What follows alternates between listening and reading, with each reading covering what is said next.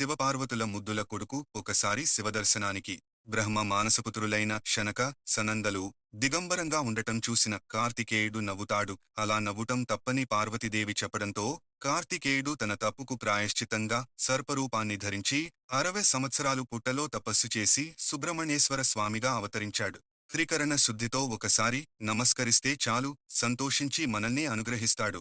ఆ సుబ్రహ్మణ్యేశ్వర దేవతలతో పాటు బ్రహ్మదేవుడు కైలాసంలో ఉన్న శివుడి దర్శనానికి వెళ్తుండగా స్కందపర్వతంపై ఉన్న సుబ్రహ్మణ్యేశ్వరుడు బ్రహ్మదేవుని ఋగ్వేదాన్ని వివరించమని అడుగుతాడు. బ్రహ్మదేవుడు ఓం అని పలుకగా ఓం అంటే ఏమిటని అడుగుతాడు. ఓంకార మంత్రం గురించి తనకు తెలియదని చెప్పడంతో ఆగ్రహించిన సుబ్రహ్మణ్యేశ్వరుడు బ్రహ్మదేవుడిని బంధిస్తాడు. అది తెలిసిన పరమేశ్వరుడు నందిని పంపి బ్రహ్మదేవుడిని వదిలిపెట్టమని చెప్పగా అందుకు సుబ్రహ్మణ్యేశ్వరుడు ఒప్పుకోకపోవడంతో శివుడే స్వయంగా అక్కడికి వెళ్లి తనకు ఓంకార మంత్ర రహస్యాన్ని వివరించమని అడుగుతాడు. అందుకు సుబ్రహ్మణ్యేశ్వరుడు మీరు శిష్యుడి స్థానంలో ఉండి అంగీకరించగలిగితే నేను గురువు స్థానంలో ఉండి వివరిస్తాను అని చెప్తాడు. అంగీకరించిన శివుడు ఓంకార మంత్రరహస్యాన్ని విని ఆనందిస్తాడు.